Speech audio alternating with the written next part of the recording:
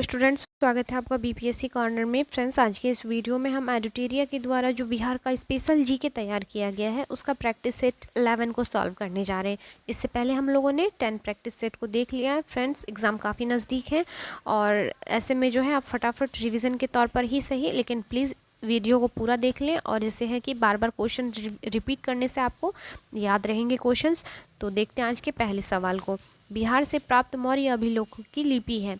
तो जो भी प्राप्त हुए हैं मौर्य अभिलेख की लिपि, यह जो है जिस लिपि में है यह हो जाएगा ब्राह्मी लिपि। ऑप्शन सी हो जाएगा इसका आंसर। नेक्स्ट देख लीजिए, महावीर स्वामी ने किस स्थान पर अपना अंतिम उपदेश दिया।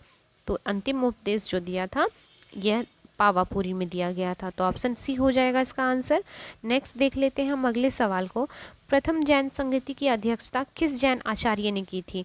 तो यह की थी स्थूलभद्र ने। वीवीआई क्वेश्चन है फ्रेंड्स। जैन संगति के जो प्रथम अध्यक्षता है स्थूलभद्र के द्वारा की गई थी। अगला सवाल है, निम्नलिखित में मगध का कौन सा राजा सिकंदर महान के समकालीन था। तो यह थे घनानंद। ऑप्शन बी हो जाएगा इसका आंसर। नेक्स्ट है, पाटलिपुत्र को मगध की अस्थायी राजधानी के रूप में किसने स्थापित किया। तो यह जो है कालाशोक ने स्थापित किया था। अगले सवाल को देख लेते हैं। अगला सवाल है हमारा, किस शासक के कार्यकाल में शैलेंद्र वंश के शासक नालंदा में एक बौद्ध मठ का स्थापना करवाया था। तो यह करवाया था देवपाल ने। अगला सवाल है, बक्सर युद्ध के पश्चात किस मुगल शासक ने बिहार, बंगाल व उड़ीसा के क्षेत्रों में लगान वसूली का अधिकार ईस्ट इंडिया कंपनी को प्रदान किया।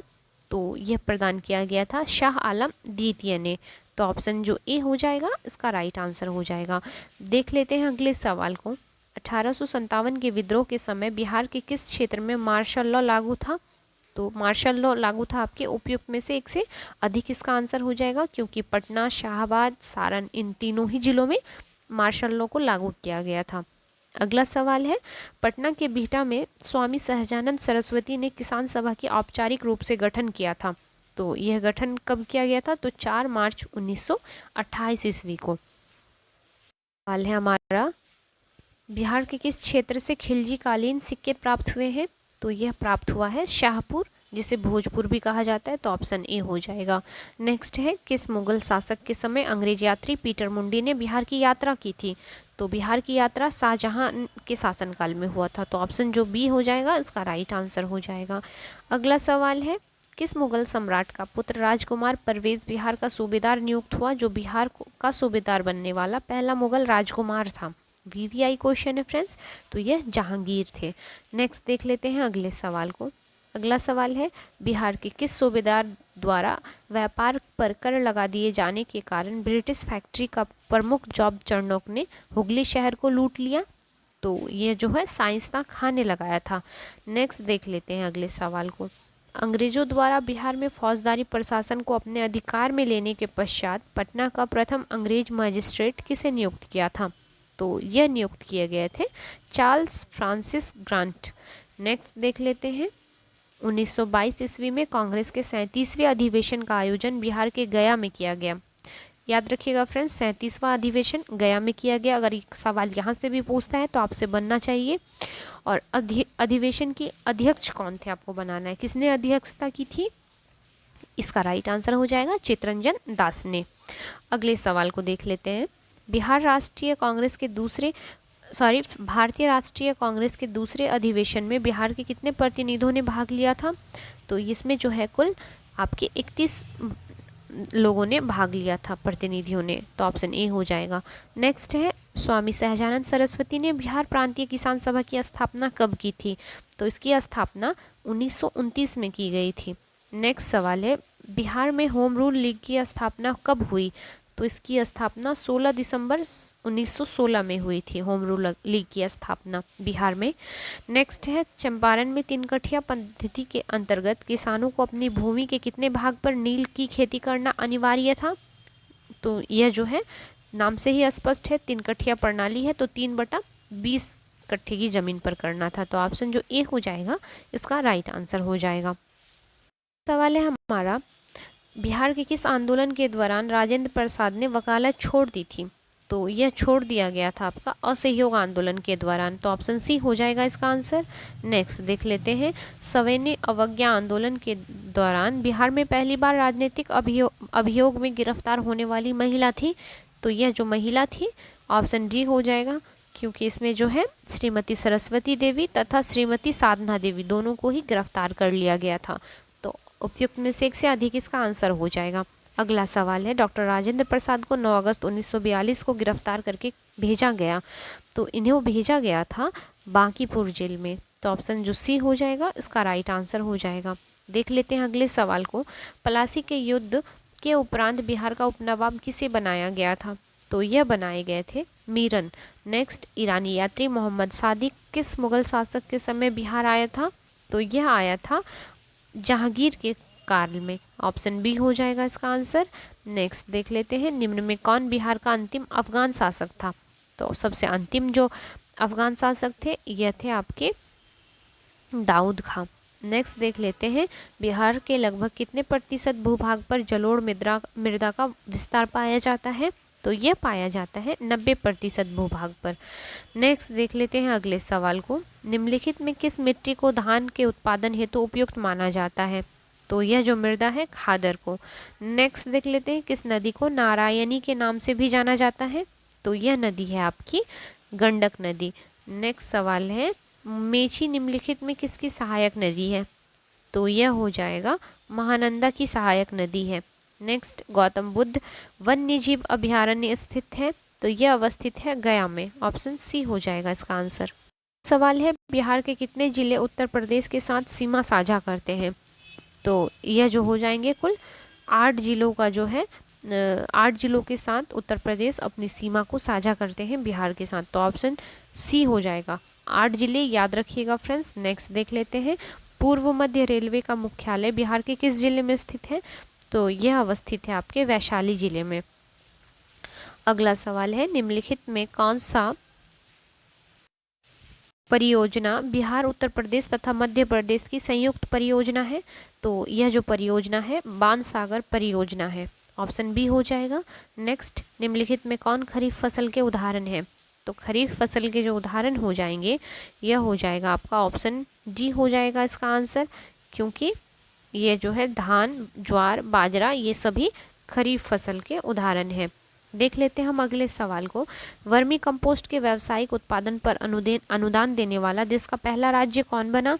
तो यह बन गया है आपका बिहार। ऑप्शन ए हो जाएगा। नेक्स्ट, बिहार में गन्ना का सर्वाधिक उत्पादन किन क्षेत्रों में होता है। तो यह होता है उत्तर पश्चिमी क्षेत्र में। ऑप्शन ए हो जाएगा इसका आंसर। नेक्स्ट देख लेते हैं अगले सवाल को, बिहार में स्थित अभयारण्य जैविक उद्यानों में कौन सा सही सुमेलित नहीं है। आपको बताना है जो सही सुमेल नहीं है। तो इसका आंसर हो जाएगा पंत वन्यजीव अभयारण्य कैमूर में है, यह गलत है। देख लेते हैं हम अगले सवाल को, दिए गए विकल्पों में बिहार के किस उत्पाद को जीआई टैग प्राप्त हो चुका है। तो जो प्राप्त हो चुका है उपयुक्त में से एक से अधिक, क्योंकि मगही पान, शाही लीची और कतरनी चावल इन तीनों को ही जीआई टैग दिया जा चुका है।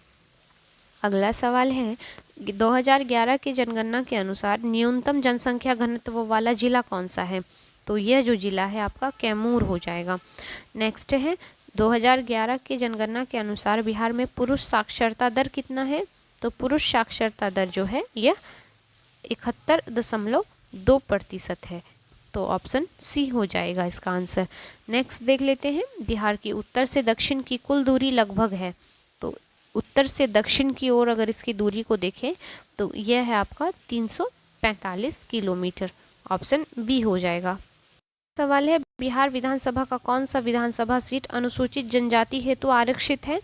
तो यह जो सीट है आपका उपयुक्त में से एक से अधिक इसका आंसर हो जाएगा, क्योंकि यह कटोरिया, मनिहारी, इमामगंज ये तीनों ही आते हैं इसमें। नेक्स्ट देख लेते हैं, बिहार विधानसभा के प्रथम अध्यक्ष थे। तो प्रथम अध्यक्ष जो थे इनके यह श्री राम दयालु सिंह थे।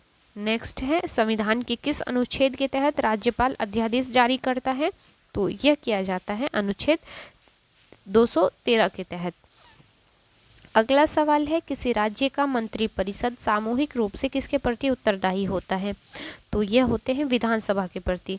अगले सवाल को देख लेते हैं। बिहार की प्रशासनिक व्यवस्था को सुचारू रूप से चलाने हेतु इसे कितने इकाइयों में विभाजित किया गया है? तो इसे जो है कुल 5 इकाइयों में विभाजित किया गया है। नेक्स्ट, किसी राज्य के सचिवालय का प्रधान होता है? तो यह जो होते हैं मुख्य सचिव होते हैं। नेक्स्ट देख लेते हैं अगले सवाल को। पंचायती राज व्यवस्था के अंतर्गत प्रशासनिक कार्रवाई हेतु गठित जिला परिषद का कार्यकाल होता है? तो यह जो कार्यकाल होता है 5 वर्ष का। अगला सवाल है, राज्य के मुख्य सूचना आयुक्त की नियुक्ति कौन करता है? तो इसकी नियुक्ति राज्यपाल के द्वारा की जाती है।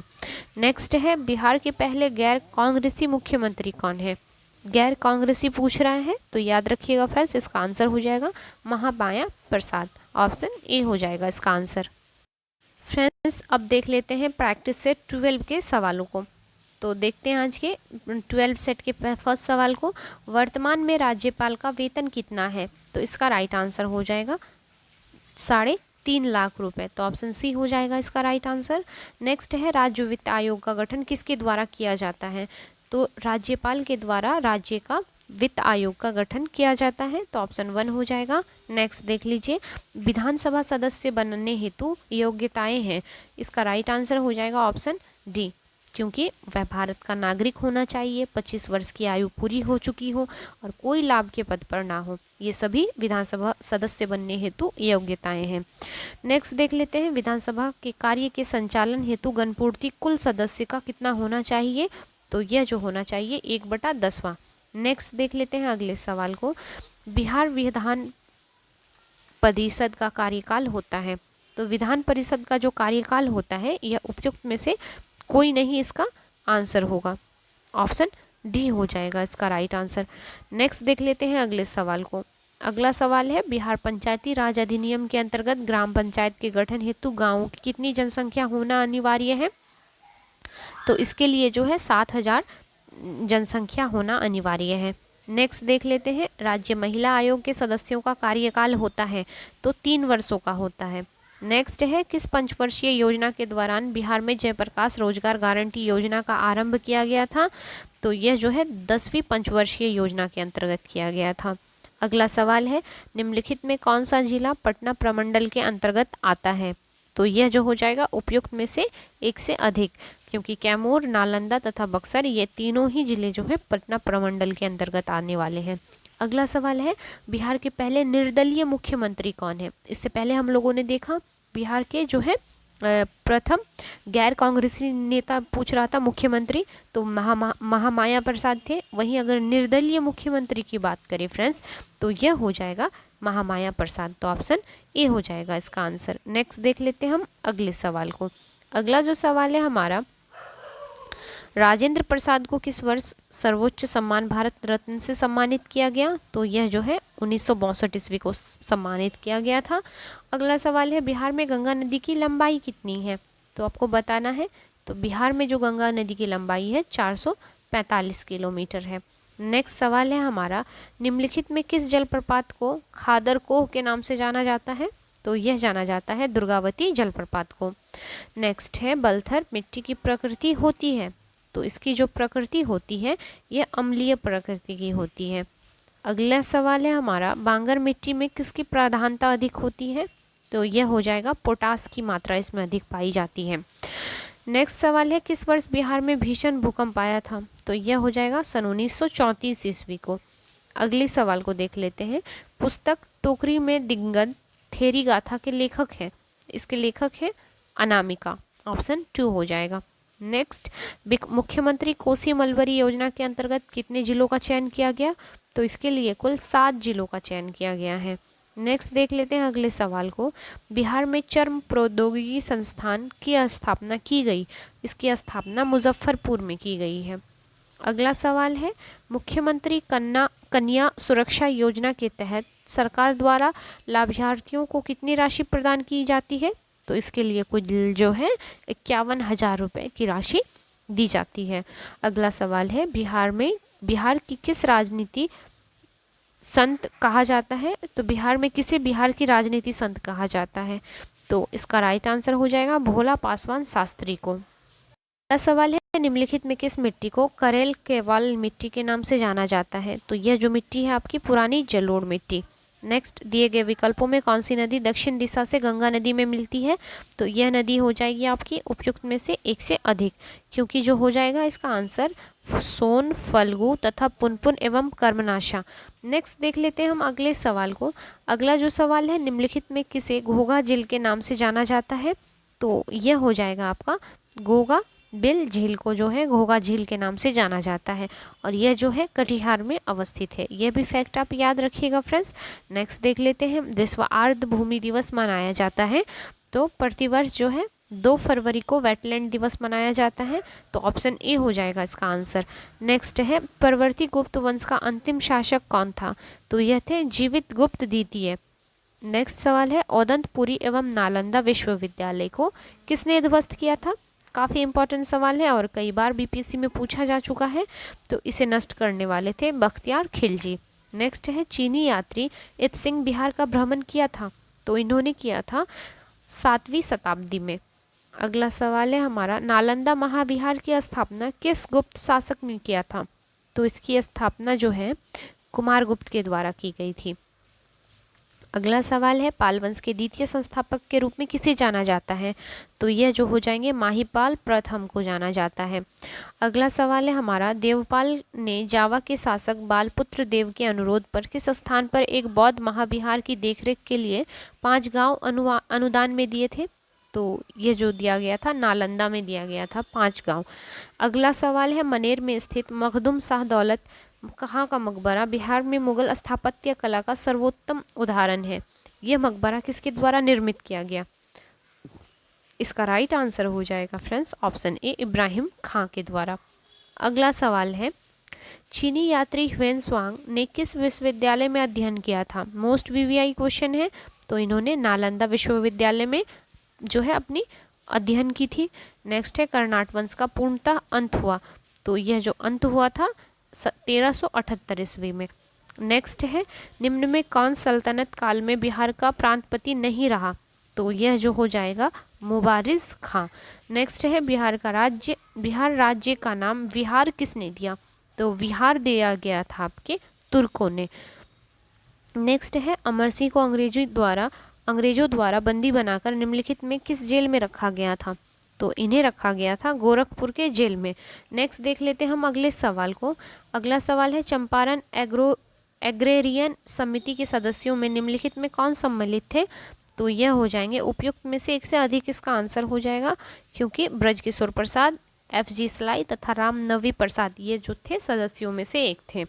नेक्स्ट देख लेते हैं, वर्ष 1923 में बिहार में स्थापित स्वराज दल के अध्यक्ष निम्नलिखित में कौन थे? तो इसके अध्यक्ष थे नारायण प्रसाद। अगला सवाल है, इल्तुतमिश ने किसे बिहार प्रांत में दिल्ली सल्तनत के प्रथम प्रतिनिधि के रूप में नियुक्त किया गया? तो यह थे मालिक अलाउद्दीन जानी को। अगला सवाल है, पाटलिपुत्र की शासन व्यवस्था का विस्तृत वर्णन किस विदेशी यात्री के वृत्तांत में मिलता है? तो यह मिलता है मेगास्थनीज के। नेक्स्ट देख लेते हैं, मगध में प्रथम ब्राह्मण राज्य स्थापित किया? तो यह पुष्यमित्र ने किया था। अगला सवाल है, चंद्रगुप्त मौर्य की पहचान सैंड्रोकोटस के रूप में किसने किया? तो इसका जो पहचान है सर विलियम जोन्स ने किया था। नेक्स्ट सवाल है हमारा, मौर्यकालीन शासन व्यवस्था कितने प्रांतीय भागों में विभक्त था?